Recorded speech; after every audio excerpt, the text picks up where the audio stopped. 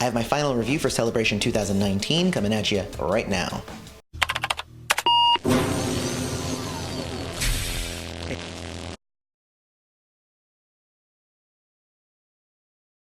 Hey everybody, welcome back to Prince's Friend, exploring music through Prince. And this is my video where I take all of the culmination of the entire thing that is Celebration 2019, and I condense all of those other videos I did into a single video so that we can kind of go over the goods and the bads of the experience as a whole. We need a single, well thought out conclusion after all. This video is going to be less about my time at Celebration as a whole and more about Celebration as an event that Paisley Park throws. With that said, I do want to take a moment just to thank everybody who I met in Minneapolis this year. Celebration was an amazing time, and I want to give a special shout out to everybody who helped us create that party at the Moxie. So Stone, Nick, Gwen, Lorraine, DJ Way Funky, Austin, everybody else. There's tons of people I'm sure I'm forgetting. You guys all rock. I also want to give a quick shout out to everybody who said that they really enjoyed and got useful information from the Celebration videos that I created leading up to the event. I did the Where Are the Parties, I did one for all your survival tips, and I had more than one person come up and tell me that those really helped them have the most fun that they could at Celebration. So you thanked me, but I'm thanking you. Thank you for watching them and finding value in the thing that I do here. Okay, on to the review. So I want to start off with the meals. This year, I actually had a meal pass this time. Thank you, Drea. And I have to say that there was a huge difference in the quality of the food. With a meal pass, you get vegan dishes, they're well prepared, the combination of flavors go well together, you get a drink, you get a cookie, you get the food, it's amazing, everything tasted wonderful. But then again, I'm looking back at my time last year, as well as looking at the people who stood in line this year to buy their food separately. And it was just a lot less appealing, a lot less appetizing. I heard many people complain that it wasn't that good. And I remember my time last year, it definitely could have been better. So it may seem weird to start off with this point, but I feel like it's an important one because you are what you eat after all. I feel like maybe next year it might be worth it to bake the cost of the meal pass into the ticket itself. And that way everybody has the same quality of food instead of there being this vast difference between whether you bought the meal pass or you did not.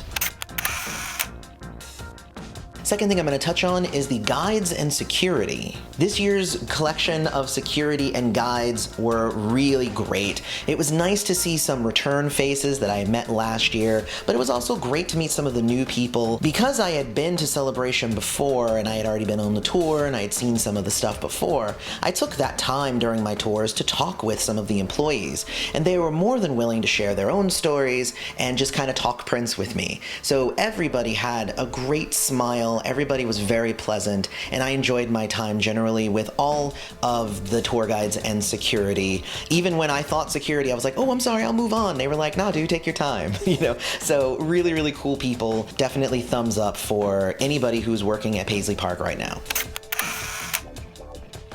So the actual Paisley Park tours this year as part of the Celebration package, I was a bit disappointed compared to last year, because instead of it being a guided tour, it's more of a, hey, we're in this area so you can just mosey about and figure out, look at stuff. Last year, it was 8 to 10 people in a group. We had individual guides. They gave us anecdotes and stories, and they really made the tour interesting, and we learned as we were going along. This year, the groups were 2 to 2.5 times larger than last year, and because of that, obviously, there was less room for individualized attention, so instead, you just got to look around. But there's no context given to anything because there's no actual guided tour going on. And without a huge change in what we were seeing from year to year, there wasn't much new for me in the tour. Even when we went into the editing bay this year, they showed the same footage that they showed last year. So with the tours, I think that it was better last year organized wise, but I also feel like just changing up the tour for those people who are likely coming back repeat times is probably gonna be a good idea in the future. So now we're into the big draws of Celebration. The first one is the concert footage. You do get exclusive concert footage here at Celebration 2019 in all of them. Last year we got to see a two-part piano and a microphone tour, Prince's very first show for that tour, and then also a show with him and Third Eye Girl.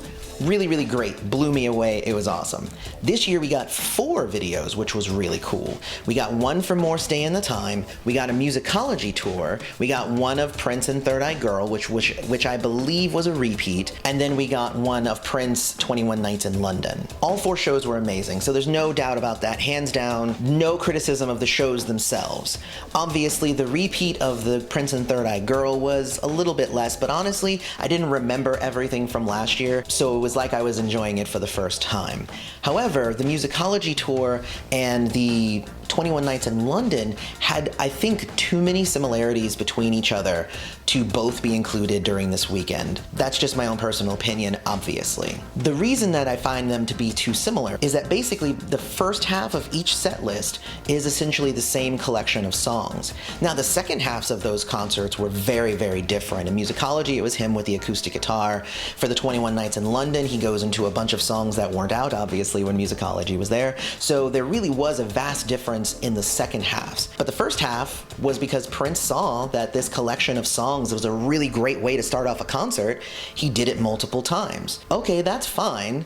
And again, those concerts individually are wonderful. However, if you're trying to make it a package for the people who are coming, I would have maybe picked another concert that was really different from the other concerts that are being shown that weekend, so that you can see the variety of the different shows that he did, instead of showing some that are too similar to each other. Because if there's too much repeat from year to year, or even from day to day, that is going to make less people come to Celebration, and I want everybody to come to Celebration. It's such a fun time.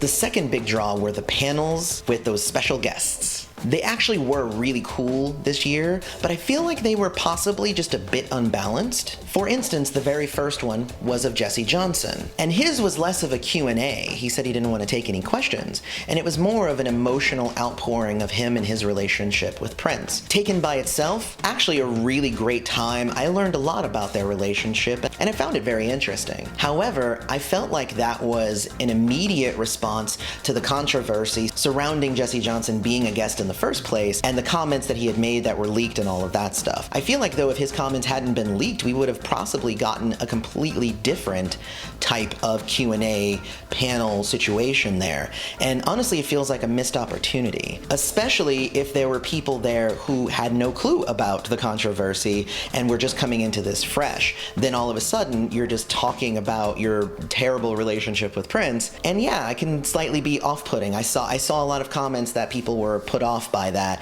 and you know what? I get it. At the same time, I did enjoy it. But I feel like that might have been them kind of painting themselves into a corner. The second day we got 2 panels, and that was with Jeff Katz and a graffiti bridge panel with Ingrid Chavez, Craig Rice, and TC Ellis. I actually thought that both of these were really cool. Jeff Katz, you could tell he was uneasy on stage, and he even said he doesn't do a lot of public speaking, but he was also pretty funny, and I thought that his comedic timing was really good when he would hit the button and it would show a new picture while they were in the middle of their conversation. The graffiti bridge panel also was amazing. Obviously, everybody knows that I got into Prince with Graffiti Bridge, so really kind of hearing it from the people involved in it, I really enjoyed their individual stories and getting a feel for what it was like to really make that movie. So I thought both of those panels were very awesome. The third day we got a panel with the Funk Soldiers, and I actually really enjoyed mine. It was with Shelby J, Adrian Crutchfield, and then a few of the other members of the Horns. Shelby J was a new person on this panel from last year to this year, and obviously there was a little bit of repeat information, but I don't blame the panelists. If you were there last year and then you were there this year, obviously if you ask them, how did you meet Prince, their story isn't going to change, so we got a little bit of repeat information. But I thought, honestly, on the whole, the panel itself was very entertaining. They added a lot of brand new things, and the energy of Shelby J really brought out the energy of the rest of the panel. So I thought that was really cool. Then I was reading the blog of Darling Nisi from Muse to the Pharaoh, and I noticed that her panel with the Funk Soldiers had Chance Howard and Kirk Johnson and all of those other wonderful people. Basically people that were not at the panel that I was at, and that was at it for many people. And I think I have an issue with this. Of course, it could have just been maybe a scheduling snafu, and this is who they had fill in. Who knows? But I honestly think that the difference between a general admission ticket and a VIP ticket should be more, not different. And to explain that, it's different if you see the same show but you get better seating. It's different if we're eating together but you get a meal pass. It's different if we're all showing up to the same place but you get a parking spot. That's okay. Each of those is just you getting a slightly better experience because you paid more money. However, if I am seeing one panel with these people and the VIP people are seeing one panel over here with these people, that's a problem, because that's different. They're not getting better, they're getting different. Which, because I didn't get to see their people, they also didn't get to see the people who I saw.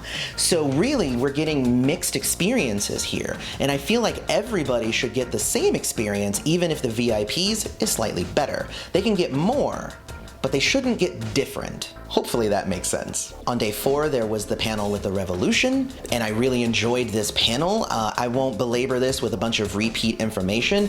I did do the review of it on day 5, so go check out my day 5 review, and I talk a lot about the exacts of what they said, but I really enjoyed it, and I feel like Dwayne Tudal did as good a job as he could kind of wrangling that 5-person panel, but I think that it was an amazing experience on day 4. I also want to give a shout out to JD Steele. He kept the energy going as the MC, and he would lead sing-alongs, and it was an amazing time. I love JD Steele a lot. Again, I got in 1990 in Graffiti Bridge, so the Steels were like all over my music that I loved from Prince around that time. So yeah, so love JD Steele. He did a great job as well. And then the last thing is the concerts, which is obviously the big part of the ticket. And just to note, I did do a separate video for Live on the Big Screen, so you want to go watch that video. I'm not going to repeat a bunch of the information here. I did like it better this year than I did last year for various reasons, but go check out that video if you want the exact reasons why. Besides the Live on the Big Screen, we obviously got a show from Jesse Johnson, we got one from the Funk Soldiers, and we got one from the Revolution. All 3 were amazing. I think I like the Funk Soldiers the best, but that's just a personal preference because they played the songs that spoke more to me as a Prince friend. But all 3 of them, well worth the price of admission. And going into the conclusion, I do think we need to speak about the price. The general admission ticket is $600. And I did a price breakdown last year, and I still stand by it. It is well worth the $600. This is 4 days of exclusive panels, tours, access to Prince alum and their stories that no one else is hearing, and also concert footage every day, and a live concert every day. Well worth the $600. Obviously, I would say probably roll in the meal pass in there as well, but it's all really good, and I think that they are pricing themselves accordingly. I know there are a lot of people who complain that it's too expensive, and yes, it is expensive, but you also are getting a lot for your money. So all of that said, I think that Celebration as an overall package is still very much worth it. I plan on going back again next year, and I'm hoping that they make improvements, but I love Celebration. It's a huge party for all us Prince friends, and I feel like they can continue to improve, they can continue to give us the best service and the best experience, and I would love to see Celebration going for years to come. So hopefully you got something out of my review of Celebration 2019. If you did, hit the like button, share this video with everybody so that they know how cool it was to go as well. Don't forget to follow us on social media at PrincessFriendYT. Hit us up on the Patreon, patreon.com/princessfriend, which helped pay for a lot of my trip to Celebration. Thank you, patrons. And as always, may you live to see the dawn. Love you all.